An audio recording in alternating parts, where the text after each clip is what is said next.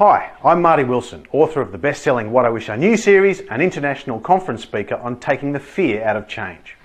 As someone who spends his life talking about being fearless in times of change, I often get asked if there's anything I'm scared of. There's only one thing, and today I'm going to talk about the one fear that literally keeps me up at night, and it's the one thing I believe you should be scared of. 20 years ago, I was a registered pharmacist, but deep down I knew it wasn't for me. While I did know that I wanted to leave pharmacy, I didn't really know what I actually did want to do. Then a friend gave me the best career advice I'd ever received. He said, write a list of 10 things you love doing. It can be swimming, buying and selling, playing cards, shopping, your favourite sport, painting, playing computer games, making up stories, reading, cooking, it doesn't matter. Now, find someone to pay you to do one of those things. Then life gets really simple.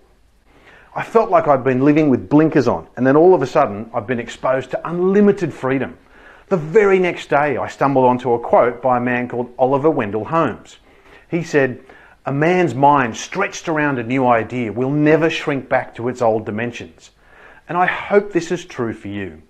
I believe that once you realise you can find a career that fills you with joy every day, I believe you have to try.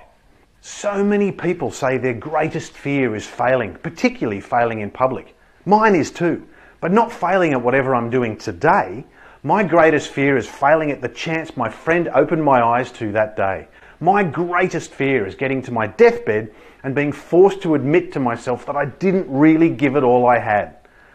I believe so many of us live in such a way that it seems like we're just trying to get to our deathbed and say, "Phew, I survived that safely. No one saw me fail at anything."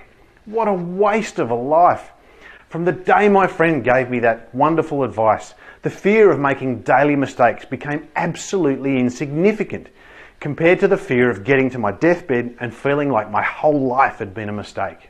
Now, that's not to say we have to throw in your job or abandon our responsibilities on some ridiculous, selfish crusade.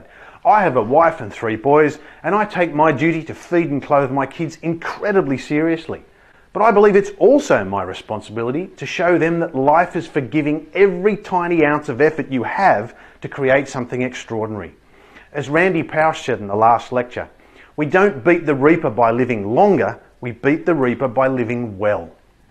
So, what does that little quiet voice say to you when you wake up at 3 a.m? What did you really want to be when you were 18? It might take you 10 years to make it happen, but when you know you really can make it happen, you just have to try. Once my brain really understood what is possible, the fear of getting to the end of my days and not having had that chance far outweighed my fear of moving out of my comfort zone.